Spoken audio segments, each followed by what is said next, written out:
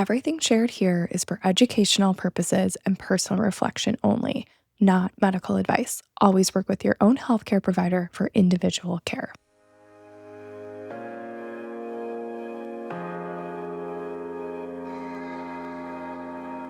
Hey everyone, welcome back to the Inner Script podcast. I have a really fun episode here today. I am joined here by Hannah Saarinen, who I've actually known for a very long time. We actually went to nursing school together at the University of Michigan. She is now a medical illustrator and operating room nurse whose work blends anatomical precision and artistic expression. But her work isn't just about anatomy, it's about the human experience behind it. After more than a decade working in healthcare, Hannah began using art as a way to process the emotional weight of medicine. Hannah, so happy to have you here. I just want to say, because we've followed each other on Instagram. I've known you for, oh my gosh, since I was 19. So that's a long time. It's been really cool to kind of follow your career and see what you're doing now, because I remember being in nursing school with you and obviously sitting next to each other, and you were sketching in your classes. Like, I'm writing notes and you're sketching in the margins, and you always talked about how you really wanted to blend medicine and art, and here you are doing the thing. So we're going to get into all of the things, but I want you to kind of first tell me about your nursing journey over the past 12 years. Yeah, isn't that so crazy? Like 12 years? I'm like, oh, what is going on? Yeah, it's wild. It's been quite a journey. I've done a lot of different things. Yeah, as you know, once we graduated, Shelby and I moved to Denver because we were just too cold. That was it. Michigan was way too cold. We're like, we got to get out of here. So I started working as a meds, just on like a neuro step down almost. Like, it was a pretty high acuity neuro floor. Almost immediately, we were both like looked at each other like, what did we do? I don't know. Oh boy, this is not what we expected. Like, it just so intense, like so much running around and so I worked there for about 3 years, and pretty soon into working there, I started to take graphic design courses at the Community College of Denver because I was like, I don't know, nursing, there's no way I can do this like for my career. There's something else in me, and I knew that I always wanted to do art. When I first went to college, I got accepted to this art school at Grand Valley and was a painting major. Like, I was gonna just go fully into art. Even in the first semester of art school, I was like almost jealous of my friends who were in biology and learning, like they were like pre-med or wanted to do the PT or OT kind of thing. And I was like, oh my gosh, I need to study science. Like, I need that. I can't just do all art. I felt like I didn't have the vision. Like, I needed a voice. I needed something to say with my art. I had always felt like that was like really important. If you were going to be an artist, you needed to have your art do something, say something, like, and I didn't know what that was. Was it like inspiration in a way that you were looking for, or more of A purpose. Yeah, I've always had inspiration. I always, like, even when I was in high school, I was like, I know I can just make something that will look good on a wall. I don't know, like, I can make something attractive, something beautiful, and with just like some colors or whatever. So yeah, I went into graphic design. I did that for about a year, and I was like, this is not it. I don't like computers. I need to like make art with my hands. And so it was almost like the second time that I had kind of like denied the artist side of me. And the reason why, like, if I'm going to be completely honest, the reason why I went into nursing is because I didn't have a lot of people in my family who went through college. My mom always supported me like fully as an artist, but there was just sort of this like, I don't know if I can like pay off my loans as a painter. Like, this seems scary financially. And also adding that element of like loving science, I was like, you know what, I'm just going to use this time to like get a degree where I know I'm going to have a job, and then I can go and do art. And so that's kind of where I was when I first graduated, was like, okay, now it's time to go back. But yeah, like doing graphic design instead of like leaning into the artist side of me that was what I really wanted to be doing, it felt like another denial. So I ended up just finding this YouTube video of an artist who created this school, this small school in Encinitas, California, called the Watts Atelier. That is eventually what led me to California. So yeah, his school it's not like a college or university. It's very old school way of learning, how you just show up and you're like drawing live models over and over and over. It like teaches you how to be technically proficient in drawing and painting. And it's not teaching you how to like have a voice or any of that. It's like this is how to draw, and it's an amazing school. Like, yeah, I can't recommend it enough for anyone who's like, I don't know how to draw. Like, you can not know how to hold a pencil and end up drawing incredibly well if you just continue to go there, because it's just repetition, repetition, repetition. Like, it's amazing. It's amazing to see like how good people get there. So that brought me to California. So 3 years in Denver, and then I moved to California and worked on a med-surg unit while I was taking art classes at the Watts Atelier. That unit killed me as a nurse. I like have PTSD right now thinking about the med-surg units. Like the neuro unit in Colorado was actually pretty cool. Like I saw some pretty cool stuff, and there was a lot of respect from the team. Like the physicians really respected the neuro nurses, and it was a good place to work. It was just intense, but San Diego, like, man. What was going on in that unit? Like, this is like a loaded memory right now. I worked there for 3 years total, but so it was just a med surge, like orthoneurotrauma kind of floor. No tele when I was working there, because I was just trying to get like a job to get out to California. I kind of took like whatever I could take, and it was a day shift, which was nice. I was at UCSD in Hillcrest, which is like the community hospital, really old hospital. Like the first day I showed up, it was so hot and sticky. And like I worked at UCH in Denver, which is like a very nice, kind of bougie hospital. Like, and U of M was very bougie. That was a nice hospital. And then this one, it was UCSD. So I'm like, okay, here we go. Let's do it. Big hospital vibes. And it's so old. They had like a fan going in the nurses station. It was like out of a TV show. I was like, all right. But the like acuity was a lot less. And so I was like, this is chill. I can at least figure this out. But no, just the patients there, it was a lot of like drug addict, homeless patients. There was no discipline for them if they were being abusive to the staff, or if they were shooting up heroin in the hospital, if they were smoking meth in the bathroom. They would not be kicked out. It was crazy. Why was that? Just because it was a community hospital, or was it just kind of like... I think so. They're not really allowed to refuse patients. And there was only one patient that they actually refused, and she was really scary. And I think another factor that led to like that, the group that I worked with, the nurses, the manager, like that team was the best that I've ever worked with. Like they would never let someone be struggling on a shift. Like your coworkers, like no matter what, would always help. And I have never worked on a unit like that since. And I think it was almost like that trauma bonding. It's so easy to laugh about it, but it's wild. So yeah, there was just a lot of like abuse from the patients, like verbal abuse. Not like I never got hit or anything, but yeah, just the way they would like cuss at you and refuse things aggressively. And then you have the physicians who are new residents, and they don't really have like a backbone when it comes to that. They're so young, and like we've been dealing with it like head on as the nurses. We're like, we need you to tell this guy this is not okay, signing behavioral contracts with the patients, and then they still are acting out, and there's nothing we can do.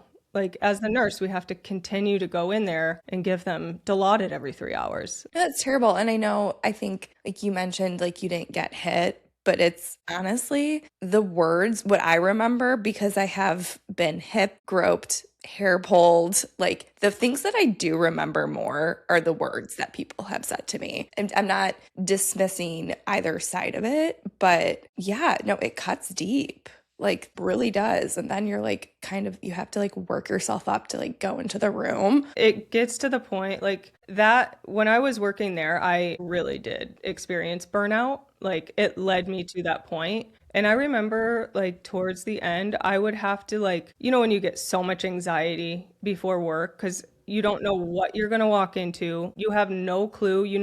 There's a the threshold that it can reach of like being bad, it's just like, you're like, I don't even know how bad it's been super bad before. And I know that it could get worse, like so unpredictable. I would like meditate in my car in the parking lot before work, trying to create this like golden shield of protection around me. And I was like really believing it, like, please, just please, like, I don't want to have to deal with this stuff today. I just want a nice patient. They can be grumpy, they can be dealing with their process, but just don't let them be horrifically mean. It's like so scary. It didn't really help. I mean, meditation can't help when you're just constantly like exposed to the thing dysregulating you. So then you eventually left that. I left that because when I moved to, I met Kyle in San Diego and towards the end, and he grew up there. And so he was like, I grew up here, just FYI. Right away, he told me, he's like, I don't want to stay in San Diego. And I was like, okay, that's fine. Like, I have no roots anywhere. So I can go with the flow. And so we moved to Vegas very temporarily. And that was during COVID. So I had left that crazy job and then started working in a step down unit at a hospital in Las Vegas during COVID. And that one, just the stack of those two. I think one of the scariest things about burnout is that I personally did not know I was experiencing it when I was in it. Kyle had to literally sit me down one day and be like, you are not the same person. You are just so much stress coming out of me, and coming home after working 12 hours where you're like fully gowned up, isolating yourself with all of this mask you're reusing multiple days in a row. You're so in here for 12 hours that when you come home, you just have to explode your brain and your feelings. He was just like, I love you, but like, I can't be that for you. Because as someone who loves you, it's really hard for them to hear all of the suffering that you're experiencing. It doesn't help the relationship because they can't help you. And so he was like, I really don't think you're happy working full time as a nurse. He's like, you really need to think about this career. It did shake me. I thought about it. I was like, okay, I guess I'm going to quit tomorrow. And so I quit and we moved to Albania for 8 months. Wait, what? I didn't know that. Oh my gosh. I knew you were traveling kind of all over. Oh my God. I did not think you were going to say that. I was listening to your first couple pods and I didn't know you went to Spain. That's so cool. Shelby's in Italy. Like, look at us. Yeah. Wait, do you not follow Shelby? I think I do. Maybe it's just not popping up on my feed. Okay, she's doing like a whole social media. She's coming alive on Instagram and TikTok. It's made me so happy. Like, I love it so much. I feel like she would thrive in that environment. I like literally laugh out loud looking at her videos. Like, Kyle and I watch it like a TV show. I'm sure I do, and she just might not be popping up on my like feed or something. So I quit for about a year. Like, I just stopped all nursing. And I was like, okay, what do I want to do? You know, I need to focus on this business, this art business, making this work. What do I want to do with my art? And after all of those experiences in nursing, I'm like you, like I'm a very empathetic person. I feel things very deeply. Yeah, it's like so much of not the abuse and stuff, that was just kind of like the bad side, but the really like beautiful moments that happen in healthcare, and maybe not even beautiful, but like some of the harshest things that happen to people. I take that in and it just like stirs in me and it comes out, and I just want to create like something out of this person's experience to like, I don't know, just it's like my way of caring for them. It is similar to nursing, but it's like through my own unique expression. So in Albania, we were really just kind of traveling, experiencing life without work. And at the same time, we were working on my website and like getting that back end of a business started. Starting your own business as an artist is very hard. It took a while. Your website's called Art Has Energy, right? Yeah, my nickname when I was a kid was Has. My initials are HAS. And when I was like 13, we're like, but we should do like a Z. A Z is cooler. Hey gal, if this podcast is resonating with you, please share it on your socials and tag me. My Instagram handle is in the show notes. I love seeing this work reach the women who need it most. Okay, so then in Albania, making the website kind of really full force into starting your art career. And then what? Well, I just kind of ran out of money in Albania because I was starting the business. It was really hard to run that from a different country because I didn't get to see any of the test prints and there wasn't a way that I could ship it from Albania. They don't even have like mail there. They don't even have addresses. There's no mailboxes. Oh, they live on the street by, it's like a little bit old world. So they're not a first world country, let's just say. Really amazing place though. The people are great. We had so much fun there. So yeah, had no money. So we came back and we moved to Reno because Kyle is a big rock climber and I climb with him too. I've been joining him on those adventures ever since I met him and it's a great sport for sure. He has a podcast too. It's called The Climbing Majority, but climbing, the only reason why I bring it up is because it is also like a very therapeutic sport for a lot of people. Like he's interviewed a lot of people who have PTSD or all kinds of accidents and traumas, and it's a great sport to help you reconnect with yourself. But yeah, so we moved to Reno and then it took me 3 months to find a job for some reason. Well, I was trying to go into surgery centers I was like, I'm not going back into a hospital. Like never again, can't do it. And eventually I got a job at a plastic surgery center, like a private practice plastic surgery. I was like, this is real. It was gold. Yeah, I had a desk. I didn't have to wear scrubs. I got to like look cute. We had like a little smock and I would walk around in like little boots and it was amazing. It was very easy compared to anything that I had done before. I did get to assist him in office procedures, which was really cool. Little like mini facelifts and they're like holding the ear. You're like, this is crazy that this person is awake right now. And that kind of triggered this idea to go into surgery, like into the OR. I was like, why have I never like thought about this before? So I also got a per diem job at an eye surgery center in Reno and just did that like once a month. And that got me into OR circulating. And then you've been in the OR since then. Pretty much. We were in Reno for about a year and a half and then moved to Vegas for his job. In Reno, I was working full time. And again, just kind of getting like burned out because I was trying to like rebuild my finances after Albania. And it was hard to work on my business at the same time. And so there was definitely like a slipping of the art side of myself. And whenever that happens, I shift. I get more stressed out. I'm not my happy self. Yeah, it's that balance is really, really crucial for me. So when we moved to Vegas, I've just been doing per diem work and like focusing again on my art. That's good. Yeah, here we are. So when you were in your burnout situation, obviously like very high stress, what did your health look like at that time? Were you having physical symptoms or I guess even, high anxiety, sleep issues, anything? Like how is that impacting your health? My absolutely high anxiety. I think that's one of the first things, and this is something I'm like still working on. I am not a healed person yet. We're never going to be, It's really cool I can't wait to like keep listening to your podcast. I want to hear the one with the healer. Like I'm so interested in that. It's coming out next week. Yeah. That's amazing. I haven't ever looked into that. I've done other kind of alternative therapies and stuff. I recommend it a lot.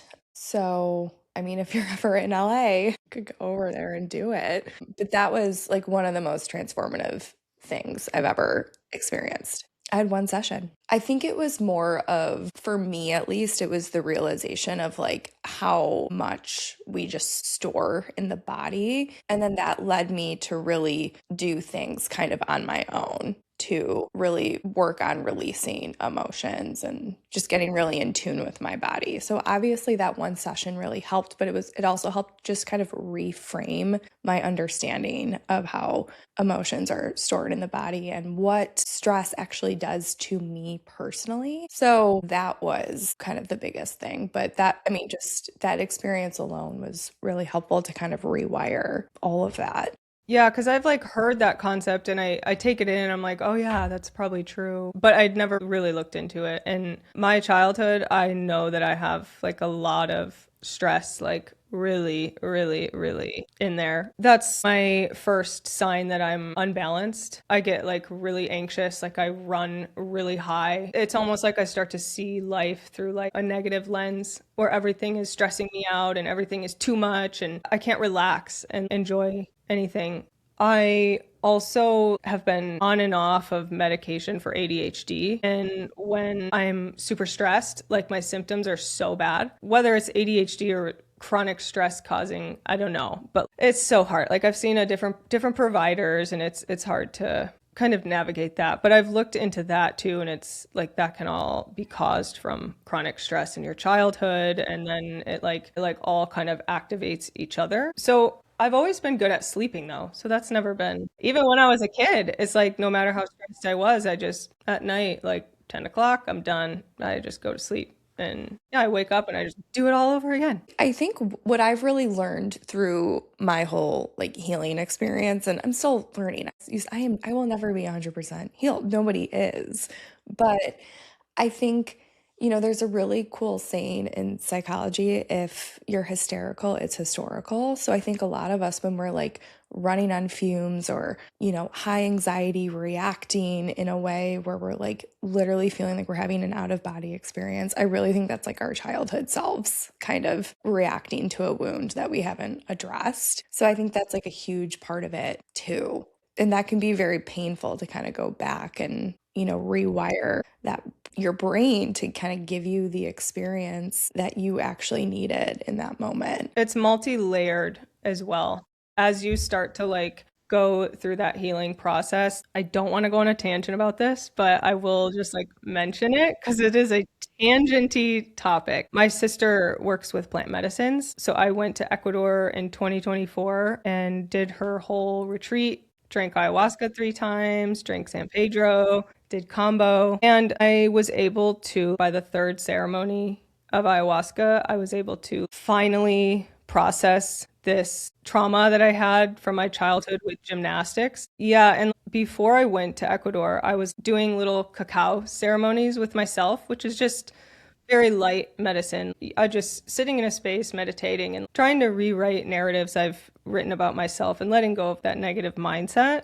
But I was never able to go into gymnastics. I was like, okay, let's go there. And it was like, remember this? It was so fun. I remember doing bars and I was like, what? Dude, hello? What do you mean? Where is all the stress that I know I felt and dealt with? And it wasn't until literally the 3rd ayahuasca ceremony where I went there in myself and like purged a lot and intensely. But it was after that purge and release of all of that stress and fear and anxiety, I saw myself flying through that gym and I felt healed from that. And it was very beautiful. But and then it's cut to a couple years later where I'm starting to feel this like stress again. Oh my gosh, wait, I thought I processed that. And well, no, there's another element to that stress. And it wasn't just gymnastics. There was a lot of things in my childhood that I compressed and I didn't talk to anyone about. And just because of the situation,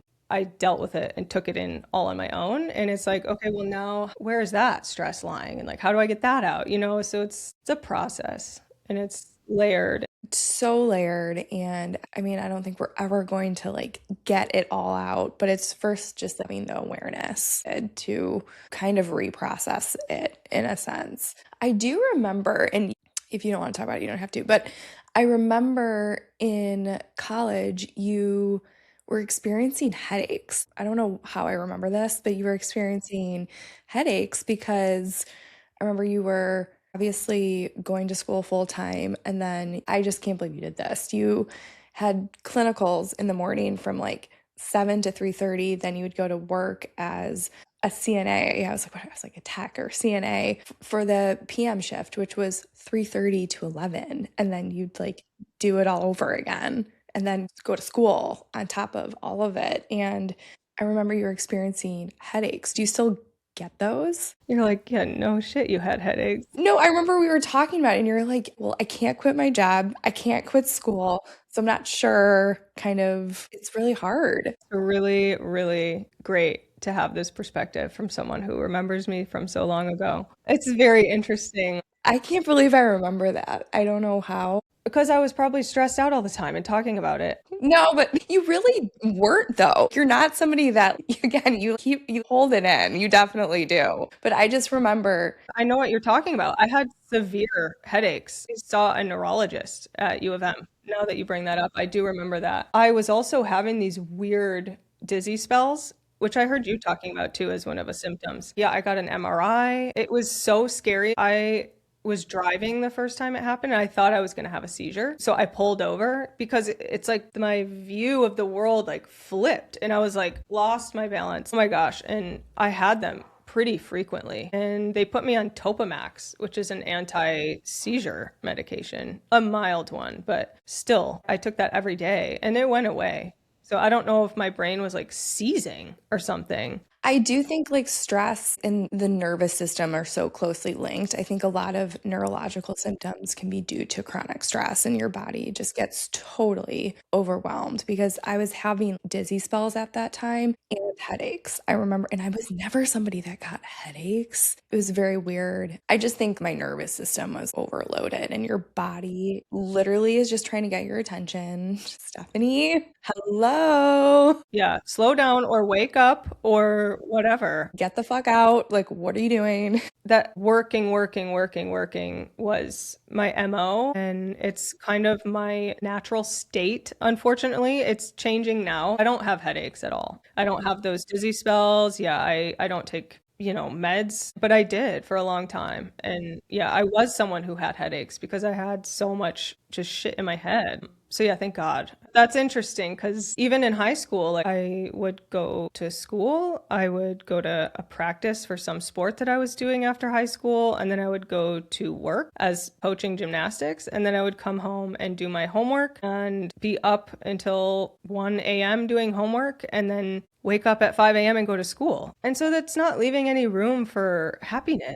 The stress in me from my childhood is something I'm still working on. Well, at least you have the awareness. A lot of people don't have the awareness. You know what I mean? I didn't even notice it until the end of last year. A lot of things surfaced for me about that stress issue. And I really didn't even realize that I had been someone who was chronically stressed. Kyle, he's always like, yeah, sometimes I just feel like you just run high. And I'm like, I'm not stressed out. As a kid, I found peace in stress. I was able to find calm in the chaos. To just put context to the situation, my dad left my family. We didn't have any money. And my mom is very ADHD and very stressed. She held it down and she got us through, but it almost felt like we were running through a tunnel of wind with like shrapnel flying at us. And we were just like, go to the end, like just get through it, push through, like no heat this week. Sorry, couldn't pay the bills. Like we got to move to a house. Like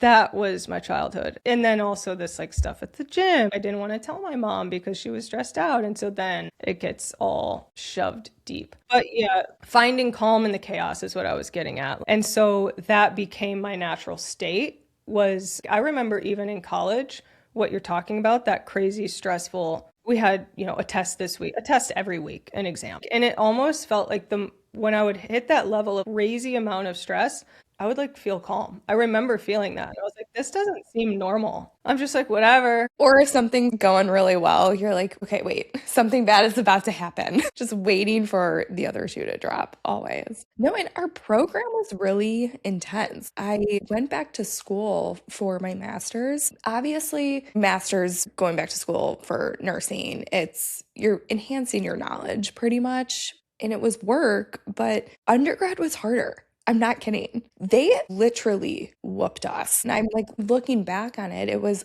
honestly a good thing because I actually felt very prepared graduating. And I think a lot of RNs don't. Do you remember our first clinical instructor? She scared the shit out of me. I mean, I was 19. I showed up unprepared, which in hindsight, that's not okay for me to have done that. And she ripped me a new one. And I cried every time. And I didn't tell anyone, talk about holding it in. But here's the thing, it's like I'm actually like grateful for those experiences because they really give you thick skin in a sense. This is the craziest part, is that she threatened to take me to the dean because I was working too many clinical hours in a certain week. Because like my shift with the CNA, certain days had to alter, whatever. And I was like, okay, well, I have more days this week to do clinicals. Like, let me just knock out some clinicals this week. And like, she was so offended that I was working more than 30 hours or something. And I was like, I have to work. Like, I gotta like pay my bills and stuff. And something about that. And obviously I was like high stress. And so when I'm high stress and someone upsets me, I'm just gonna like cry. But yeah, it was so embarrassing. And I was like, I'm so sorry. I had to like write her a letter because she was like, you didn't read the syllabus. Nobody reads the syllabus. Yeah. And hers was like 35 pages, I'm sure. And she was like, you did not read the rules. This is disrespectful. You are not following what we told you. It was something crazy like that. And I was like, wow. And I had to write a letter to her to apologize and be like, please don't kick me out of the school. I can't be held back. She just was very strict. But I resonated with that because like of my gymnastics background, those coaches were always very, very strict. And the other nursing instructors, I always felt like I could kind of like bullshit them. And not in a way that I'm like cheating or anything, but I could always get them to like me. I knew what they were looking for. I knew what they wanted out of me. And I could easily just like get an A in the class, do my work and show up, but like also be someone they liked. She could not she saw through my bullshit. I couldn't just get on her good side by just like playing the game or whatever. She was like, no, I'm going to cut you. I remember she needed to have some target in each group. And then once I started, she ripped me a new asshole. And then I came to clinical prepared, whatever. She saw that like, okay, she's good. Then she switched it to somebody else. And I'm just like, get me heat off of me, please. Yeah. After that one situation, like, she let up. I really did like her. Like after I said thank you, like I wrote her a letter when I graduated and I was like, you were the really like the toughest one. I needed that. I did. I needed to be just, I don't know. For some reason, I respected her for doing that, even though she could have done it a little bit differently. I don't know. Yeah. Sometimes, you're dealing with like 20-year-olds, like wake up here. You're dealing with people's lives. Get with the program. It's like she was onto something. I mean, here's the thing. It needed to be done. We were so young and we're going into a hospital taking care of people. If we had the possibility of making a mistake, like you have to get your shit together. So I just think it's like young in general of us being in that situation to begin with. Oh, I'll never forget her. I made her a painting. Yes. When I graduated, I was like, I need to like give her a thank you. Thank you for being tough and teaching me.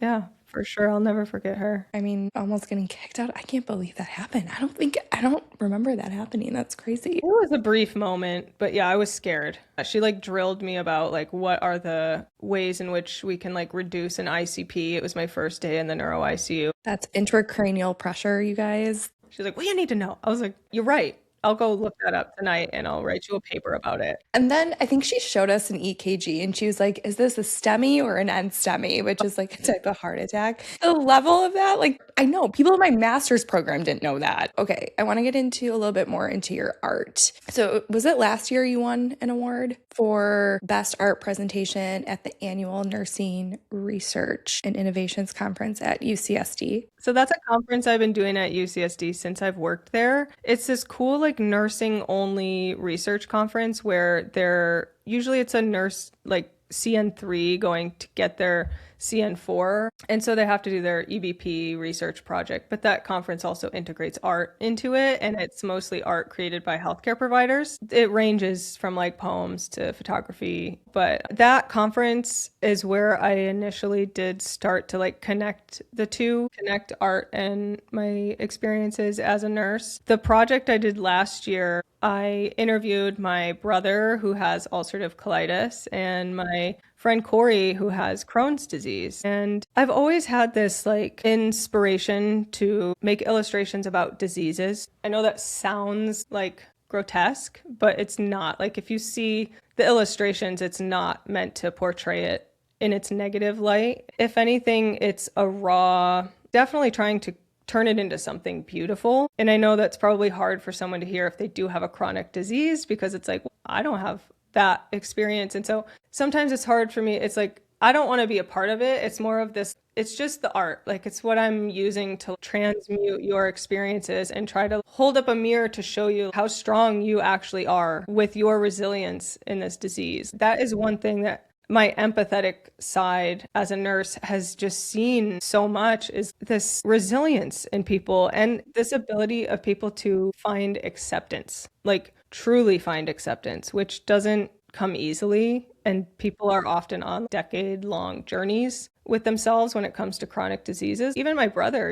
he's not quite there yet. Comparing his story to Corey's, Corey has been dealing with Crohn's for 20 plus years and Drake 10 with ulcerative colitis, and they're at different levels of where they are in that journey. But yeah, so I interviewed each of them just about their experience, the good, the bad, the ugly, and I created an illustration inspired by both of them and, their disease. And then I also made a video with their clips from their interviews tied over. It's on YouTube. I can send it to you. Using their actual voices and their words tied over like me creating the piece and then like showing it at the end. It was cool. It was the perfect audience to share that with. It's not something that everyone can just watch and be like, I get what this is for. It's like, it was a room full of nurses who are trying to connect this dot between art and medicine. And yeah, it was cool. It was great to win. I never won there before, so it was fun. Crohn's and ulcerative colitis, they are very, very difficult illnesses to deal with, like in and out of the hospital. And yeah, just this like, both of them, you've even mentioned that you have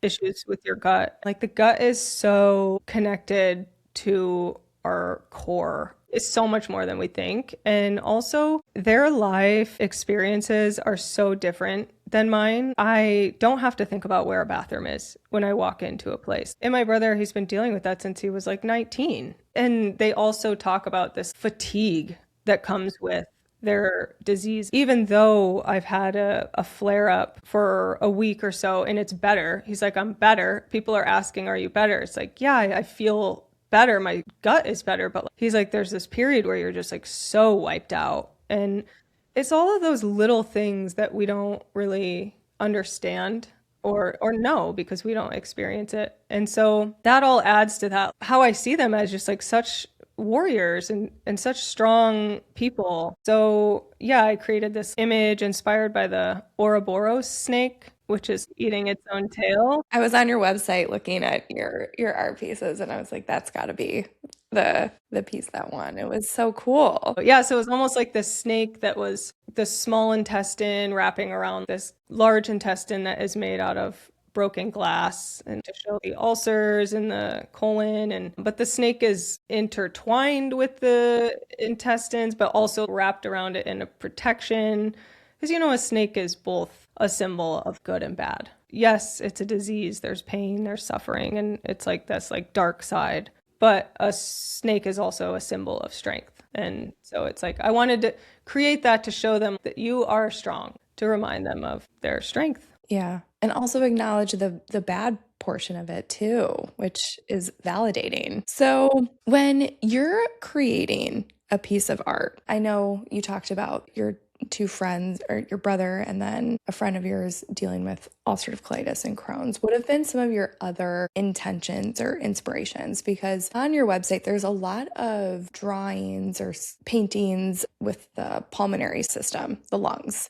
There's a lot of lungs. So tell me about that. I want to know why are you drawn to that? Well, okay, this is maybe my neurotic side coming out. And I don't have any of these on my website yet, but I need to put my master series are these large inkings I do on wood. So they're really big. They're like 2 feet by 3 feet and super, super detailed. And those are all of the organ systems in the human body. Cardiovascular system, respiratory system, GI system, where there's like multiple organs. When I first started making these organ drawings, I was like, well, I'm going to just draw the organs separately too. And I was like, okay, well, when I draw the organs, I want to do a healthy version, a diseased version, and then like an up close version. So it was just like me just being like hyper detailed. So yeah, I think I like started with the lungs. And so that's why I had so many lungs. To talk about what inspires me, my large inking of the respiratory system, you probably haven't seen that one because it's not on there, but I drew the lungs without the pleural cavity, where how you always see them in textbook. They feel so restricted when you see a diagram of lungs. And so I drew the lungs just like expansive alveoli, like the little grape-like clusters. And so it's almost like because that's how I feel the power of the breath. The breath is really our bridge from the physical world to the spiritual world to like our outer and inner bodies. And it's so much more expansive than these two little sacs. And so that's how I wanted to create it, of just this like incredible detailed image of the lungs. And there's a little ghosted face. And yeah, it's like that. Like ultimately, when I'm drawing these anatomy based illustrations, my goal is to show anatomy from a different perspective. So like, I don't want it to look like a normal image in a textbook. My cardiovascular system is like the heart. It is anatomically correct in a lot of ways, like the actual heart, but like the vessels are coming off of it and they're like looping around. And I try to make it look like very beautiful and very elegant and abstracted in a way that's just, no, like our body is amazing. We don't even know everything about our human body. You know, we're like discovering things with time, and it's to show it in a different perspective. My GI system inking is,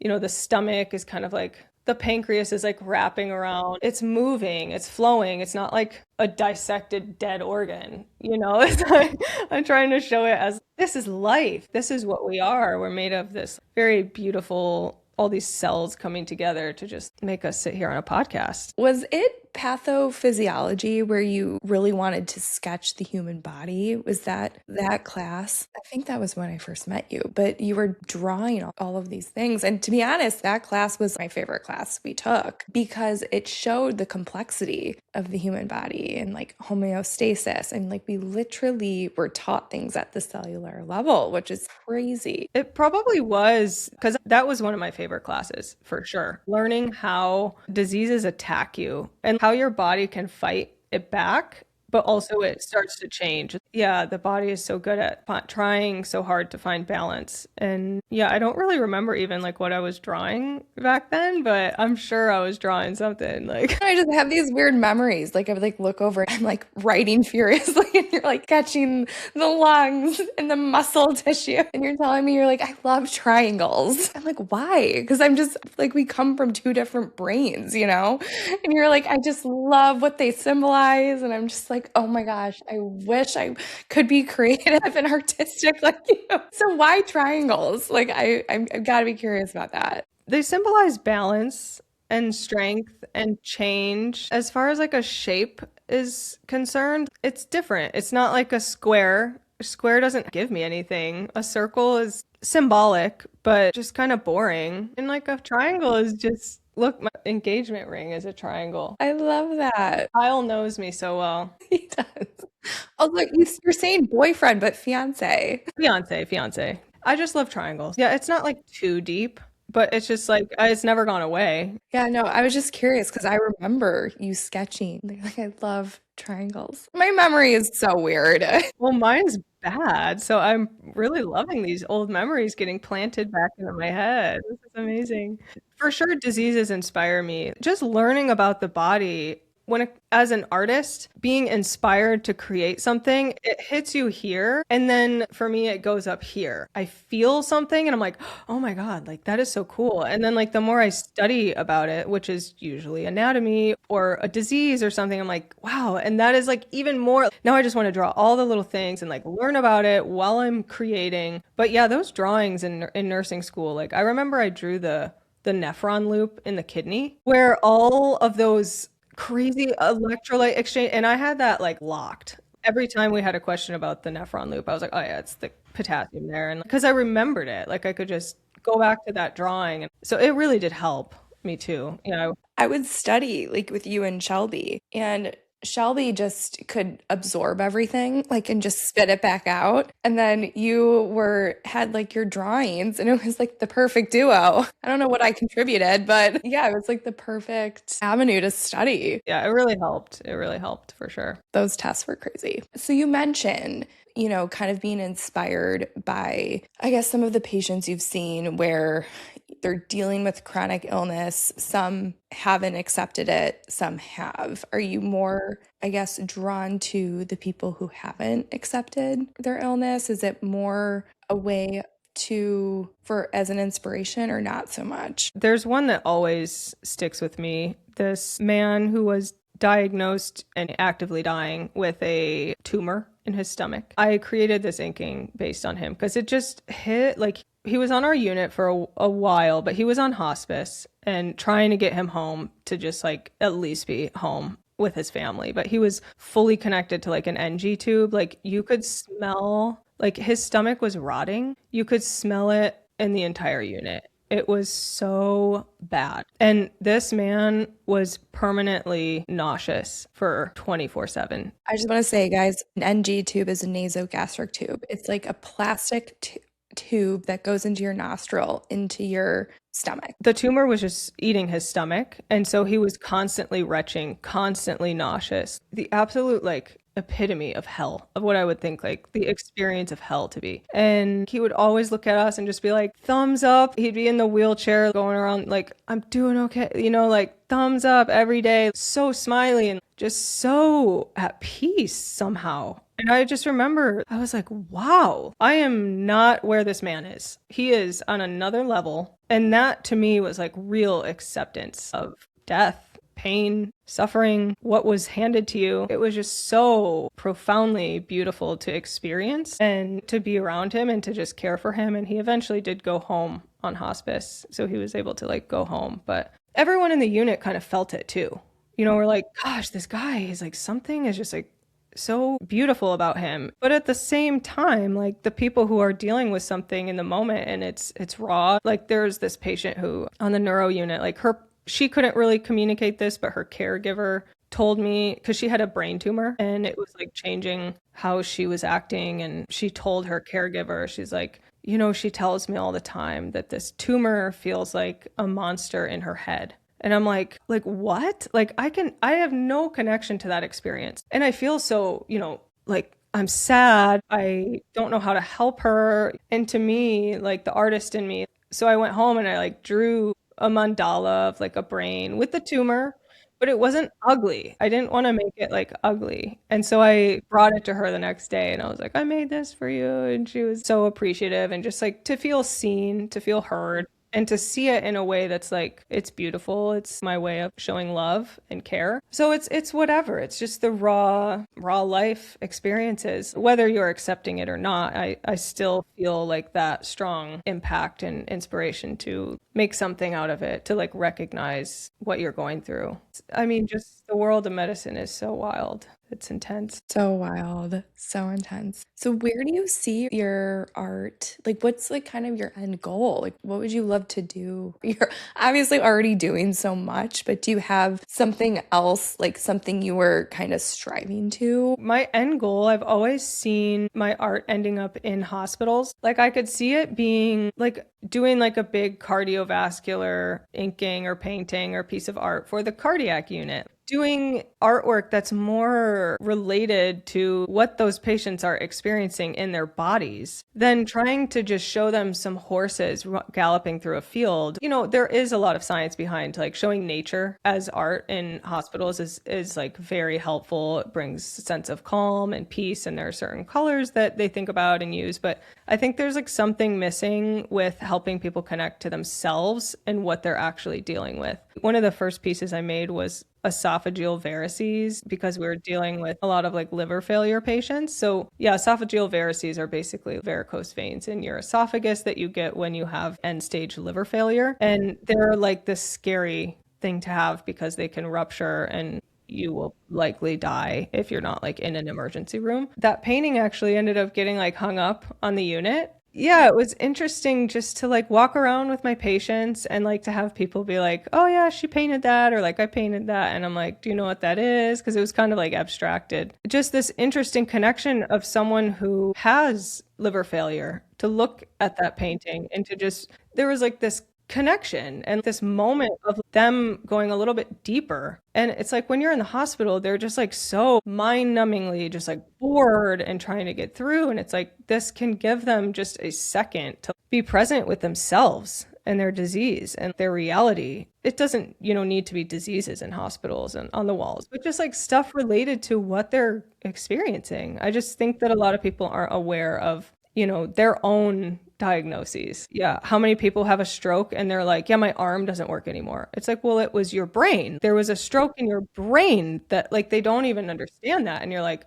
oof, we got a lot to teach here, but you don't have time to always do that. And as a nurse, there's like a lot that can be just like, I feel like art is a helpful way to teach people about the body. Such a good point, because I mean, people, like a lot of the times with teaching in the medical system is we use, words, we're talking, but like people are visual learners. And I think number one, seeing a piece of art that is showing what their disease or illness process looks like is number one, allowing them to understand it in a different way. But number two, it allows them to feel seen, which they probably don't, especially people going into, a hospital in and out. Yeah. It's very like kind of technical, rigid, structured. So I think that's just like such a beautiful thing for people to feel when they look at your art. Yeah, thank you. And like, I could see myself going back into the hospital, but like as a painter, like, wouldn't it be cool to just be able to set up and like do a little, even like a portrait of a patient and just to tell their story, like through art. And then you could have like a whole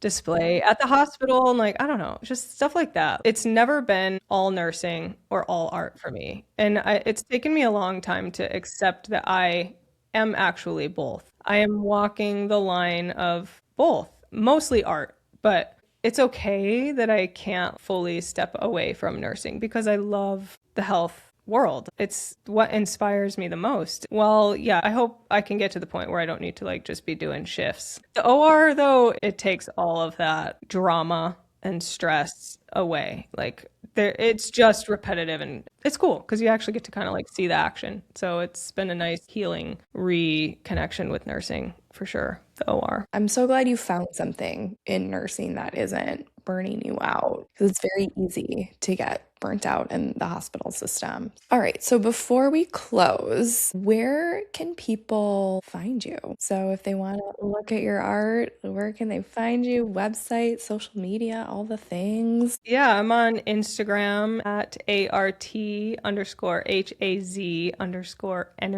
and arthasenergy.com. And I'm on TikTok. It's the same handle for TikTok, YouTube, and Instagram. And I'm actually starting a print club soon, like a snail mail print club that I will be sending out anatomy-based illustrations with little stories to go along to kind of share my unique art with everyone who is interested. So I'll be posting about that on my website and Instagram and everything soon. All right, guys, well, follow along her. You have to just look at her art. It's so cool. So cool. So detailed. I love it. And thank you so much for coming on, Han. It was so good to see you. It's been so long. I know. I feel like we could talk for hours about so many other things. Like, yeah, I'm just so excited to like reconnect and that you are doing your podcast because it's really, really cool. Thank you so much. I appreciate that. I was thinking about I was like, how long have I known Hannah? And I was like, oh my God, it's like 15 years at this point.